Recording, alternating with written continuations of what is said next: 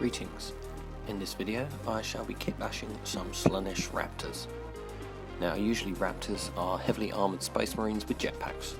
However, my army is based around the premise of a hive city that has fallen to Slaanesh during a particularly lengthy siege battle against the Greenskin hordes.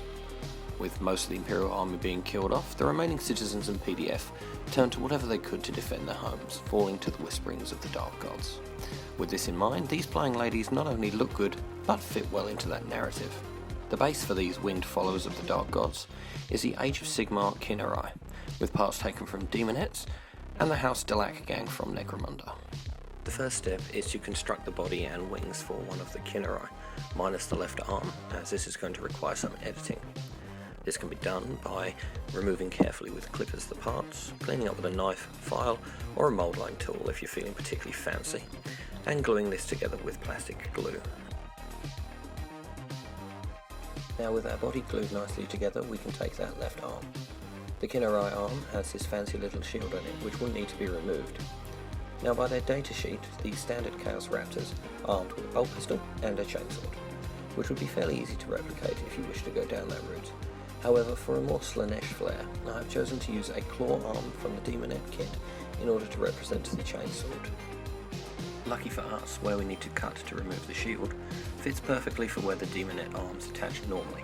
So, taking my knife, I carefully cut just above the top of the shield, and then both components can be cleaned up with knife or file to ensure a good bond.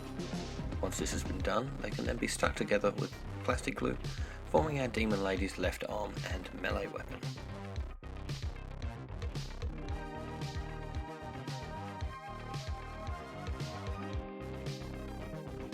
Whilst the glue sets on the left arm, it's time to find a weapon to represent the bolt pistol for the right. Taking the Delaque kit, I grabbed one of the various pistols held in a right hand, of which there are several designs to choose from.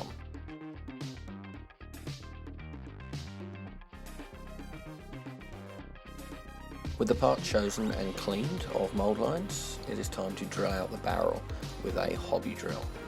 To do this, you can carefully use a knife to indent the centre of the barrel, as it will aid in the position of the drill bit, and then just using some light pressure drill it out, not very deep, a couple of millimetres will do. I'm using a 1mm drill bit for this, as it's the same one I use for pinning parts, and I'm too lazy to change it out. Having now selected a weapon, cleaned it up and drilled out the barrel, we can address the wrist. Now both the Delaque kit and the Kynarei body have little wrist tabs, which unfortunately for us do not line up with each other and will need to be trimmed down flat. This can be done easily with a knife, and once again the cut area should be cleaned before gluing together. Now if you wanted this joint to be a lot stronger, you could pin it. However, it was 2 AM at this stage and I was not thinking straight. To pin, you would take your drill and drill a couple of millimetres into both parts, making the holes as central as you can. Then take a short length of wire the size of your holes, and using super glue insert it into one of the holes. You would then clip this so as it protrudes about the depth of the other hole before using super glue to fit it, thus giving the joint a lot more strength. Once the right helm has been done, the left one should be glued nice and solid together. This can then be taken and glued into place on the model. At this point we're not far off being done, we just need a head and to adorn the model to make it fit a bit better with our setting. And for a head, I have predictably chosen to use one of the heads from the Daemonette kit, in particular one of the hairless ones. My thought being that with all the flying around she's doing, a fancy hairstyle might get in the way somewhat, and it has a decently angry looking expression, so that helps. As per usual with these things, the head doesn't perfectly fit to the body, with the body I'm using having a rather weird shaped neck to fit the head in the Shadow and Pain box set. To make this fit better, we are going to need to do some cutting, and clippers or a hobby saw would be ideal for this. As I do not possess a saw, I opted for clippers instead, making sure that the flat side of them was facing the part I was keeping, as otherwise it can leave a little pinch marks from the angled edge of the jaw. Once this was done, I could tidy the area with my knife before moving on to tackle the head itself.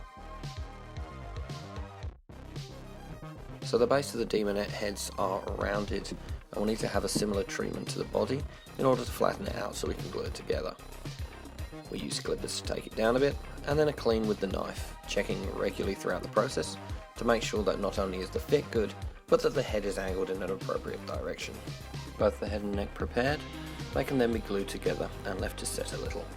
The first time I did this, I tried moving on to add some pouches straight away and had to hunt for the head on the floor, so I recommend that you either let this sit a bit or pin it instead of just using plastic glue, as I did. So we could leave this model here, but I felt that she could use some accessories. So I have taken some pouches from my bits box. I believe these came from the Escher gang, but any you can get your hands on would work just the same. These were, however, quite large, and there is nowhere really to fit them as a whole piece on this model, as the pose makes things quite awkward.